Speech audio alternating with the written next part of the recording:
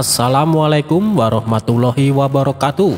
Apa kabar Sobat Radio Malam? Semoga kita semua dalam keadaan sehat, dilancarkan rezekinya dan diberi keberkahan dunia dan akhirat. Amin ya robbal alamin. Abu Nawas membuat manusia bertelur.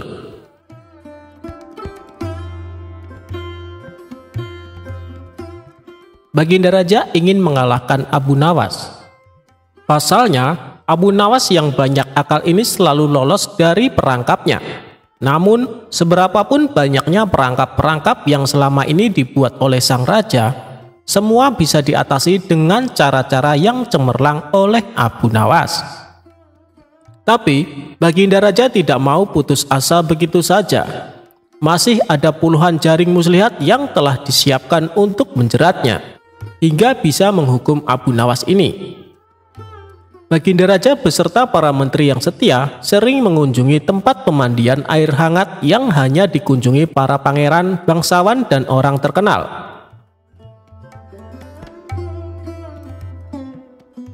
Pada suatu sore yang cerah, ketika Baginda Raja beserta para menterinya berendam di kolam, sang raja tiba-tiba berkata kepada para menterinya, "Aku punya akal untuk menjebak Abu Nawas," kata Baginda Raja dengan wajah yang ceria. "Apakah itu, wahai paduka yang mulia?" tanya salah seorang menteri dengan antusias. "Kalian tak usah tahu dulu, aku hanya ingin kalian datang lebih dini besok sore. Jangan lupa, datanglah besok sebelum Abu Nawas datang, karena aku akan mengundangnya untuk mandi bersama kita," kata Baginda Raja memberi pengarahan. Baginda Raja memang sengaja tidak mau menyebutkan tipuan apa yang akan digelar besok. Disimpannya baik-baik rencana itu. Kemudian Abu Nawas pun diundang untuk mandi bersama Baginda Raja dan para menteri di pemandian air hangat yang terkenal itu. Baginda Raja dan para menteri sudah datang terlebih dahulu. Baginda terlihat membawa 19 butir telur ayam. 18 butir dibagikan kepada para menterinya, sementara 1 butir untuk dirinya sendiri. Kemudian Baginda Raja memberi pengarahan singkat kepada para menteri tentang apa yang telah direncanakan untuk menjebak Abu Nawas. Ketika Abu Nawas datang, Baginda Raja beserta para menteri sudah berendam di kolam. Abu Nawas melepas pakaian dan langsung ikut berendam. Sebenarnya, dalam hati Abu Nawas berharap-harap cemas. Dia sedang menduga-duga kira-kira permainan apa lagi yang akan dia hadapi kali ini. Mungkin permainan kali ini lebih berat karena Baginda Raja tidak memberi waktu untuk berpikir. Tiba-tiba Baginda Raja membuyarkan lamunan Abu Nawas. Beliau berkata kepada Abu Nawas, "Hai Abu Nawas, aku mengundangmu mandi bersama karena ingin mengajak engkau ikut dalam permainan kami," kata Baginda Raja. "Permainan apakah itu, paduka yang mulia?" tanya Abu Nawas belum mengerti. "Kita sekali-sekali melakukan sesuatu yang secara alami hanya bisa dilakukan oleh binatang. Sebagai manusia, kita harus bisa melakukan dengan cara kita masing-masing," kata Baginda Raja sambil tersenyum. "Hamba belum mengerti, Baginda yang mulia," kata Abu Nawas agak ketakutan. "Masing-masing dari kita harus bisa bertelur seperti ayam, dan barang siapa yang tidak bisa bertelur, maka ia harus dihukum," kata Baginda Raja.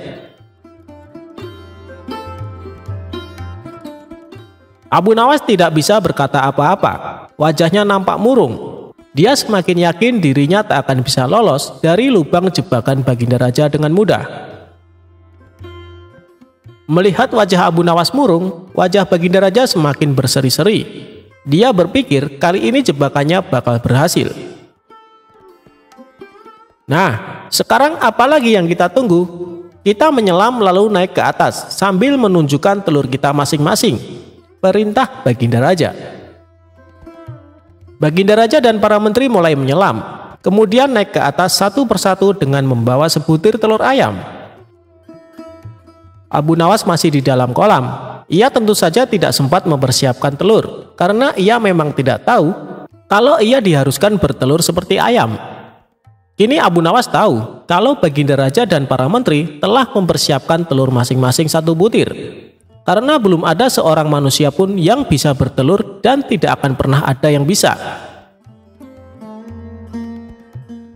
Karena dadanya mulai terasa sesak, Abu Nawas cepat-cepat muncul ke permukaan. Kemudian naik ke atas. Baginda Raja langsung mendekati Abu Nawas. Abu Nawas tampak tenang, bahkan ia berlaku aneh. Tiba-tiba saja, ia mengeluarkan suara seperti ayam jantan berkokok keras sekali, sehingga Baginda Raja dan para menterinya merasa heran. "Ampun tuanku yang mulia, hamba tidak bisa bertelur seperti Baginda dan para menteri," kata Abu Nawas sambil membungkuk hormat.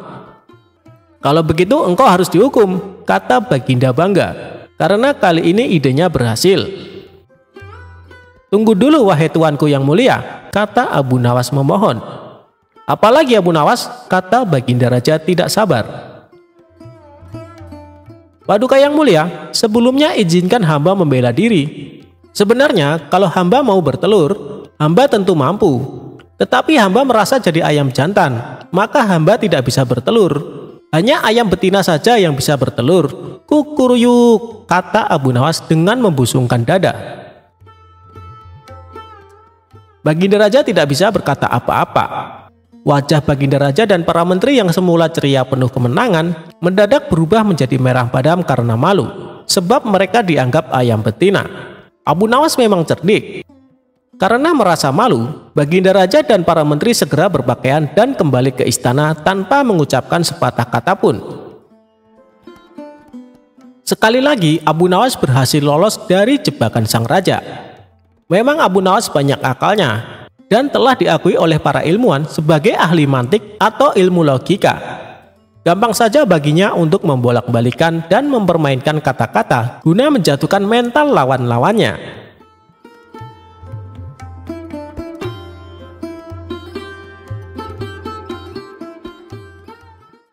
Memanah dengan gaya, Abu Nawas dapat hadiah.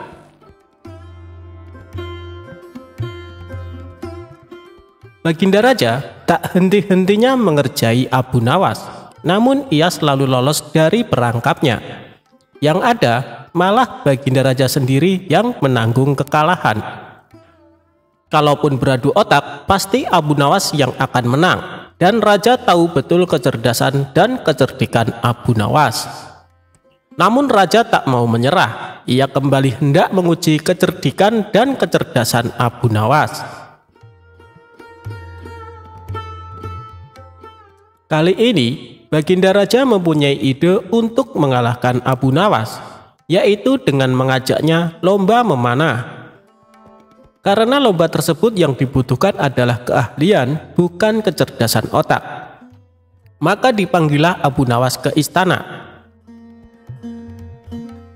Singkat cerita, datanglah Abu Nawas menghadap Baginda Raja. "Ada gerangan apa paduka memanggil hamba?" tanya Abu Nawas. Jadi begini, aku akan menantangmu untuk lomba memanah Abu Nawas. Apa kamu berani?" tanya Baginda Raja. "Tapi paduka, saya kan tidak pandai memanah," jawab Abu Nawas. "Jangan khawatir Abu Nawas, kalau kamu berhasil, kamu akan mendapatkan hadiah yang besar," rayu Baginda Raja. Mendengar iming-iming hadiah besar membuat Abu Nawas tergiur. "Baik paduka, saya ikut," saut Abu Nawas. "Nah, begitu dong. Tapi lomba ini ada peraturannya Abu Nawas. Kamu hanya boleh memanah 1 kali dan harus tepat mengenai sasaran. Kalau kamu berhasil, kamu akan membawa hadiah besar. Tapi kalau kamu gagal, kamu harus pulang dengan jalan merangkak," jelas Baginda Raja. "Waduh, saya masuk perangkap sang raja lagi nih. Sudah tahu kalau saya tidak pandai memanah, tapi dipaksa ikut lomba memanah," batin Abu Nawas dalam hati. Di saat Abu Nawas kebingungan, Baginda Raja berkata, "Hei Abu Nawas, kenapa kamu bingung? Ada hadiah besar menantimu. Ayo kita mulai saja permainannya," ajak Baginda Raja. Kemudian Baginda Raja dan Abu Nawas berjalan ke tengah lapangan. Giliran pertama adalah Baginda Raja. Ia mengambil busur dan anak panah. Dengan penuh perhitungan, Baginda Raja melesatkan anak panahnya. Bidikannya hampir tepat mengenai sasaran. Anak panah tersebut menancap di pinggiran sasaran. Sekarang tibalah giliran Abu Nawas. Ia pun berpikir keras agar lepas dari jebakan sang raja. Dengan hati berdebar, Abu Nawas mengambil busur dan anak panah. Otaknya terus berputar mencari cara supaya dirinya tidak dipermalukan oleh sang raja. Akhirnya, dengan memantapkan hati, Abu Nawas mulai membidik sasaran. Saat ia memanah, sudah bisa ditebak anak panah melesat jauh dari sasaran. Melihat itu, Baginda Raja pun tertawa. "Kamu kalah, Abu Nawas, aku yang menang," teriaknya kegirangan. Namun dengan kecerdikannya, Abu Nawas berkata, "Tunggu dulu Paduka, itu tadi saya sedang mencontohkan gaya memanah Tuan Menteri," ujarnya. Abu Nawas lalu kembali mengambil anak panah. Ia membidiknya dan mulai memanah untuk kedua kalinya. Namun anak panah masih juga meleset jauh dari sasaran. Tapi sebelum Baginda berteriak kegirangan, Abu Nawas menyela duluan. "Demikianlah gaya Tuan Wali Kota memanah," sahutnya. Baginda Raja menjadi tidak sabar dengan aksi Abu Nawas ini. Ia pun berteriak, "Hei Abu Nawas, mana gaya memanahmu?"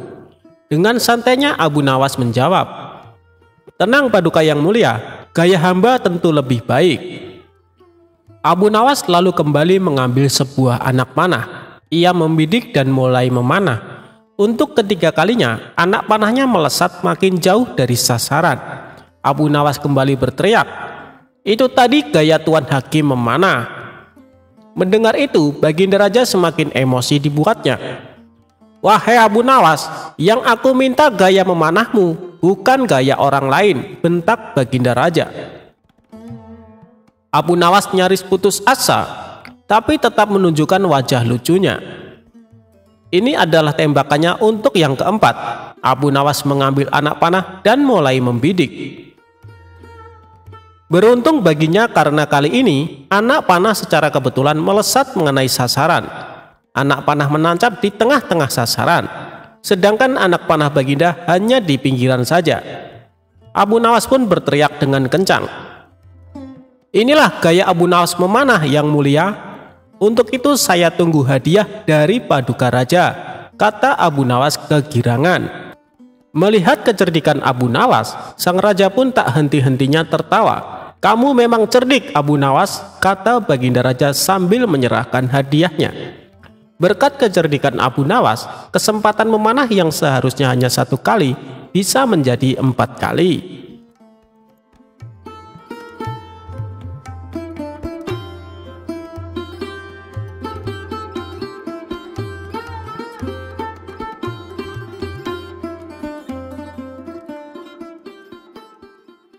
Prajurit sombong kena batunya.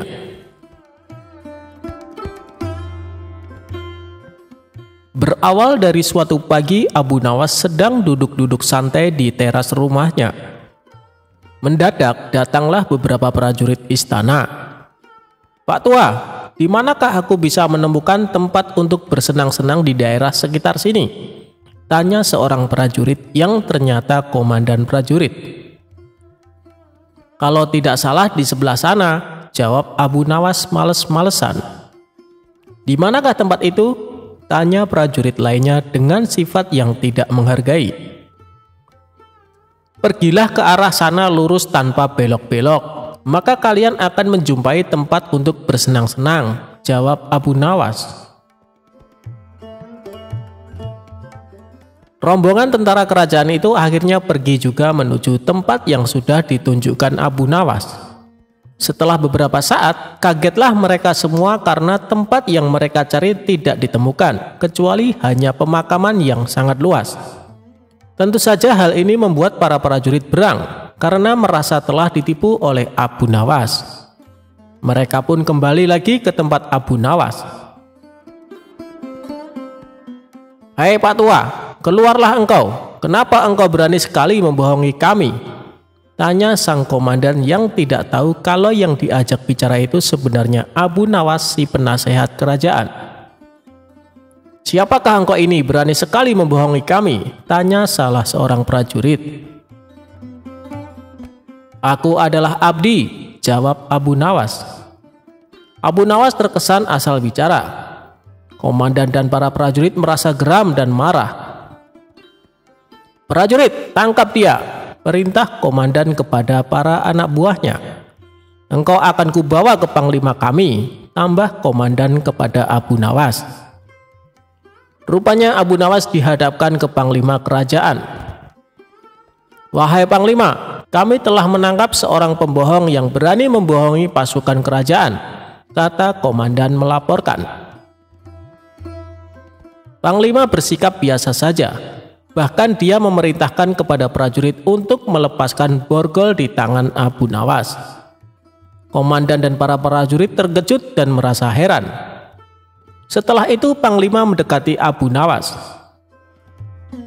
"Tuan, maafkan perbuatan anak buahku ini ya," kata panglima itu dengan sangat sopan.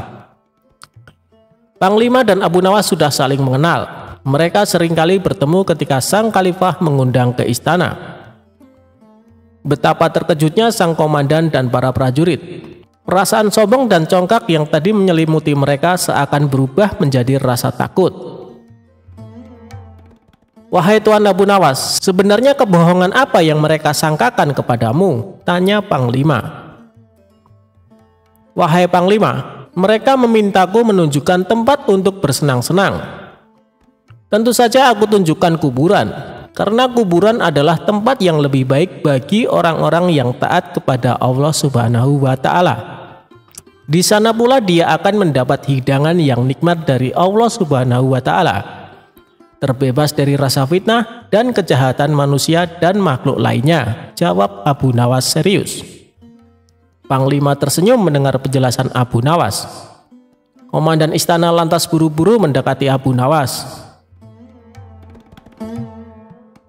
"Maafkan hamba Tuan Abu Nawas, andai saja hamba mengetahui bahwa Tuan adalah Tuan Abu Nawas, tentu kami tidak akan berani membawa Tuan ke hadapan panglima," kata komandan lagi. "Wahai komandan, apakah aku telah membohongi kalian? Bukankah aku berkata benar? Aku adalah abdi, dan setiap orang adalah abdi Allah Subhanahu wa Ta'ala, termasuk kalian semuanya," tutur Abu Nawas. "Anda benar tuanku," jawab komandan dengan malu hati.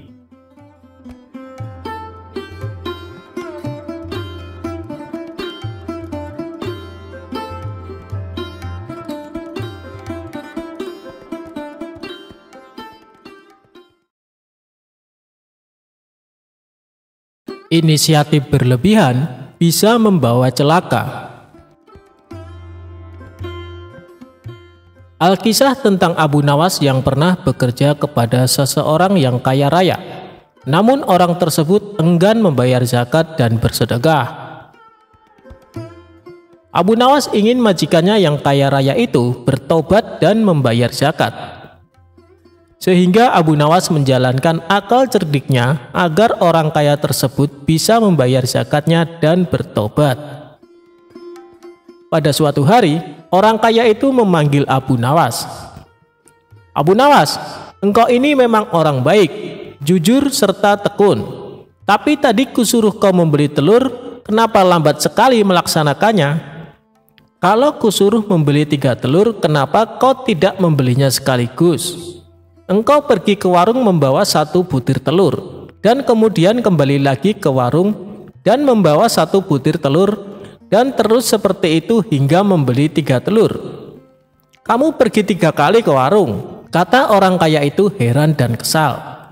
Abu Nawas tersenyum dan menjawab, "Maaf Tuan, saya memang salah. Saya tidak akan mengerjakan hal seperti itu lagi," ucap Abu Nawas. Beberapa hari kemudian, majikan Abu Nawas yang kaya raya itu jatuh sakit, dan ia pun menyuruh Abu Nawas memanggil tabib. Ternyata Abu Nawas tidak hanya membawa tabib, tapi juga membawa beberapa orang lainnya. Majikan Abu Nawas yang tengah berbaring itu bertanya, Aku hanya menyuruhmu memanggil tabib. Beberapa orang itu siapa? Begini Tuan, tabib biasanya menyuruh meminum obat, jadi saya sekalian membawa tukang obat. Dan tukang obat membutuhkan bahan-bahan obat, jadi saya juga membawakan penjual bahan obat-obatan. Sekaligus saya juga membawa penjual arang, karena biasanya obat direbus menggunakan arang, agar saya tidak bolak-balik seperti membeli telur, kata Abu Nawas. Dan mungkin Tuan juga tidak akan sembuh, kemudian meninggal dunia. Saya juga membawa tukang penggali kubur, lanjut Abu Nawas. Mendengar penjelasan Abu Nawas, sang majikan kaget dan langsung berdiri. Karena teringat akan kematiannya, majikan tersebut menjadi bertobat dan rajin membayar zakat.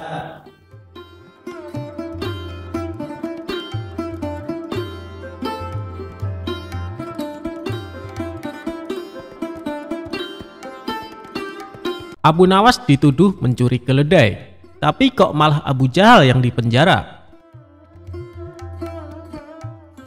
Hidup bertetangga kadang ada yang suka dan ada yang kurang suka dengan kita.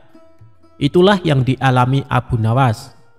Meskipun dikenal suka menolong, ada saja orang yang tidak suka dengan sosok cerdas dan humoris ini. Sebut saja namanya Abu Jahal. Entah kenapa dia sangat membenci Abu Nawas. Abu Jahal selalu mencari celah untuk memfitnah Abu Nawas, akan tetapi usahanya selalu gagal. Tentu saja hal ini membuat Abu Jahal makin benci kepada Abu Nawas. Sampai pada suatu ketika, Abu Jahal mempunyai rencana yang licik. Dia akan menjebak Abu Nawas supaya namanya menjadi buruk di mata masyarakat. Esok harinya Abu Jahal mulai mengatur strategi. Ia pergi ke pasar untuk membeli sandal. Sandal yang ia beli sama persis dengan kepunyaan Abu Nawas. Abu Jahal juga membayar orang suruhan untuk mengambil keledainya sendiri pada malam hari. Setelah malam tiba, Abu Jahal mulai menjalankan aksinya. Dia sengaja menaruh keledainya di depan rumah dan meletakkan sandal yang sama persis dengan sandal Abu Nawas di halaman rumahnya. Tidak lama kemudian, datanglah orang bayaran Abu Jahal untuk mengambil keledai di depan rumahnya. Setelah orang bayarannya sudah benar-benar menghilang, Abu Jahal mendadak berteriak, "Maling! Maling! Keledaiku dicuri maling!" teriak Abu Jahal pura-pura panik. Sontak teriakan Abu Jahal mengundang perhatian para tetangganya. Mereka lalu berduyun-duyun mendatangi rumah Abu Jahal. "Ada apa Abu Jahal?" tanya salah satu tetangganya. "Keledaiku dicuri maling, tapi malingnya sempat aku pergoki," jawab Abu Jahal. "Kamu berhasil mengenali wajahnya Abu Jahal?" tanya tetangga yang lain. "Enggak sih, karena waktu aku mergoki malingnya langsung panik dan lari terbirit-birit sampai meninggalkan sandalnya," kata Abu Jahal sambil menunjukkan sandal di halamannya. "Loh, ini kok seperti sandal Abu Nawas? Tapi masa iya sih Abu Nawas mencuri keledaimu?" ujar tetangganya tidak percaya. "Ya, namanya orang lagi kilap, apapun pasti dilakukannya. Apalagi sekarang Abu Nawas sudah lama tidak diberi hadiah baginda raja. Pastinya dia tidak punya uang lagi untuk beli makanan," ucap Abu Jahal memprovokasi. Akibat hasutan Abu Jahal ini, para warga mulai tersulut emosinya. Abu Nawas yang sedang asik tidur di rumahnya langsung dipaksa dan diarak warga menuju istana. "Ada apa ini? Apa yang kalian lakukan?" tanya Abu Nawas bingung. "Sudah, kamu diam saja, kamu harus mempertanggungjawabkan perbuatanmu," tegas Abu Jahal. Dalam hati, Abu Jahal berkata, "Kali ini aku berhasil menjebakmu Abu Nawas." Ia pun tersenyum jahat kepada Abu Nawas. Setibanya di istana, baginda raja kaget ada rombongan warga datang. Terlebih lagi, di situ ada Abu Nawas dengan kondisi tangan terikat. "Ada apa ini? Kenapa malam-malam datang kemari?" tanya baginda raja. "Ampun Paduka yang mulia, hamba mau melaporkan keledai hamba dicuri Abu Nawas," jawab Abu Jahal. Abu Nawas yang mendengar pengaduan Abu Jahal hanya terdiam. Ia menunggu saat yang tepat untuk membongkar kedok Abu Jahal. "Memangnya kamu punya buktinya Abu Jahal? Apakah keledaimu ada di rumah Abu Nawas?" Tanya Baginda Raja. Keledainya memang tidak ada di rumah Abu Nawas. Bisa saja dia menaruhnya di tempat lain, Paduka Yang Mulia.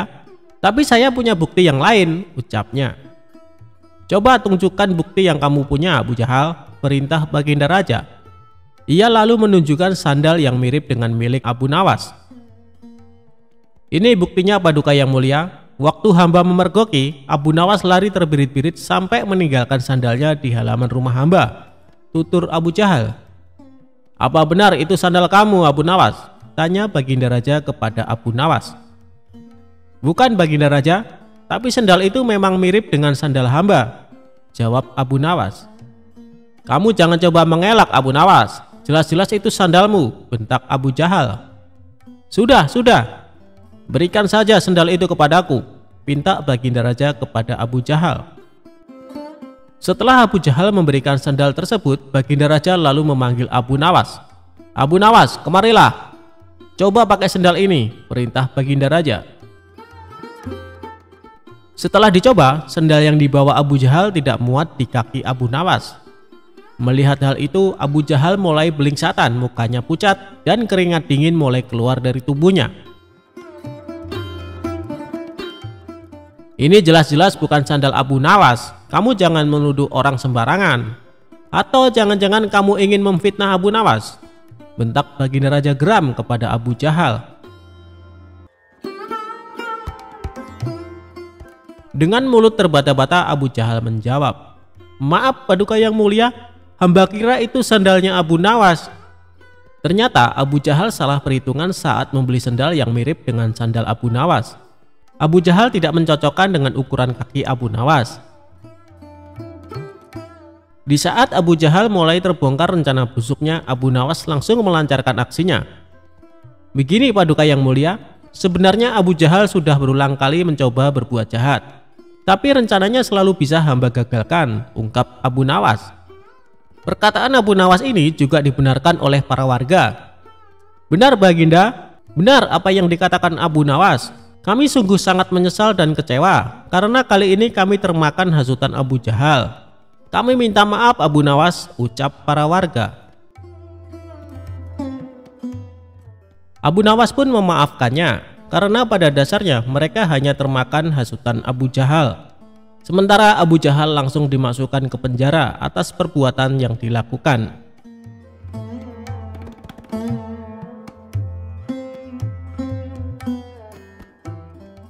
Abu Nawas menjebak si tukang sihir.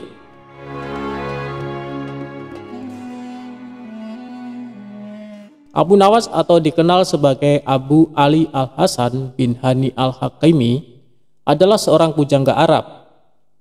Abu Nawas dilahirkan di kota Ahvaz di negeri Persia. Dengan darah Arab dan Persia mengalir di tubuhnya. Abu Nawas adalah seorang ulama besar yang terkenal dengan kecerdasannya dan dipercaya sebagai wali Allah. Dikisahkan, Abu Nawas mempunyai burung nuri yang sangat lucu, dan Baginda Raja ingin memilikinya. Kalau kau berniat menjualnya, jangan ditawarkan kepada orang lain. Tawarkan saja kepadaku. Berapapun harganya, aku akan membayarnya, ujar Baginda Raja kepada Abu Nawas. Abu Nawas tidak menjawab, dia hanya mengangguk. Tapi dalam hati dia berkata, mana mungkin aku menjual burung yang tidak berharga ini kepada Baginda, ucap Abu Nawas dalam hati.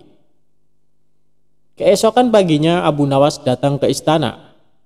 Dia datang dengan membawa burung nuri yang diinginkan Baginda itu. Abu Nawas tidak ingin menjualnya. Dia ingin memberikan cuma-cuma kepada Baginda. Tapi di pintu gerbang istana, dua orang pengawal menahannya. Siapa kamu? Ada keperluan apa menghadap Baginda Raja? Hardik kedua pengawal dengan wajah bengis. Rupanya, kedua orang pengawal istana tersebut adalah orang kepercayaan Perdana Menteri Abu Dahi yang selalu ingin mencelakakan Abu Nawas. Aku hendak menyerahkan burung nuri ini kepada Baginda Raja karena beliau sangat menyukainya, jawab Abu Nawas. Tinggal saja burung jelek itu di sini, biar aku yang menyerahkan kepada Baginda, ucap salah seorang pengawal. Abu Nawas pun menurut. Dalam situasi seperti ini, dia tidak mungkin melawan. Tapi suatu saat mereka pasti akan menemui perbuatannya. Oleh kedua pengawal kepercayaan Abu Dahi, burung nuri Abu Nawas ditukar dengan burung gereja. Setelah itu diserahkan kepada Baginda Raja. Perdana Menteri Abu Dahi yang melihat kejadian itu tersenyum simpul memuji hasil kerja anak buahnya.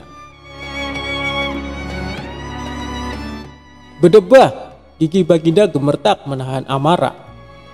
Dia merasa terhina oleh perbuatan Abu Nawas. Burung nuri yang diharapkan tapi burung gereja yang dikirimkan. Tanpa menunggu waktu, saat itu juga Baginda mendatangi rumah Abu Nawas. Abu Nawas, kalau kau keberatan menjual burung nuri kepadaku, aku tidak apa-apa. Tapi jangan kau kirim burung gereja ke istana.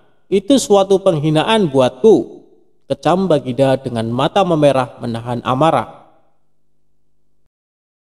Begini Baginda, tutur Abu Nawas mencoba meredakan amarah Baginda.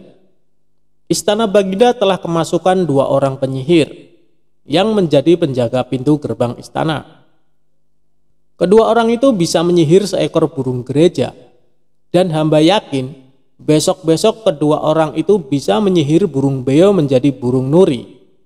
Kalau tidak percaya, tunggulah besok di istana. Baginda akan menyaksikan sendiri betapa hebatnya sihir mereka. Sambil berkata begitu, Abu Nawas mengelus-elus seekor burung beo yang bertengger di depan jendela rumahnya. Burung beo itulah yang akan dibuat menjebak kedua pengawal bengis istana. Pagi-pagi sekali Abu Nawas sudah tiba di istana. Dia membawa burung beo di tangannya. Di depan gerbang lagi-lagi dia dicegat oleh pengawal. Ada perlu apa lagi kau di sini? Kedua pengawal kembali menghardik Abu Nawas. Ada perlu apa lagi kau di sini? Kedua pengawal kembali menghardik Abu Nawas. Sudah ku bilang, kau tidak akan bisa bertemu Baginda, ucap sang pengawal. Maaf, kemarin aku keliru. Aku sebenarnya hendak memberikan burung beo ini kepada Baginda Raja, tapi aku keliru mengambilnya. Baginda pasti marah-marah mendapat kiriman burung nuri itu. Semua orang tahu Baginda sangat benci burung nuri. Dia pernah tersesat di hutan gara-gara burung nuri keparat itu. Maafkan aku telah membuat Baginda marah. Bujuk Abu Nawas seolah-olah cerita itu benar-benar terjadi. Taruhlah saja di situ. Biar aku nanti yang akan menyerahkan kepada Baginda Raja, perintah pengawal istana. Terpengaruh bujukan Abu Nawas, kedua kaki tangan Abu Dahi itu pun menukar burung beo dengan burung nuri. Setelah itu mereka menyerahkan kepada Baginda. Keduanya bersukaria karena sebentar lagi Abu Nawas pasti akan mendapat hukum yang setimpal dari Baginda, pikir mereka. Setelah menerima burung nuri itu dari kedua pengawal istana, Baginda terperangah kaget. Ternyata benar apa yang dikatakan Abu Nawas. Kedua pengawal ini bisa menyihir alias menggelapkan barang yang bukan haknya. Ini nurinya, mana beonya? Sindir Baginda yang langsung membuat wajah kedua pengawal itu pucat pasi.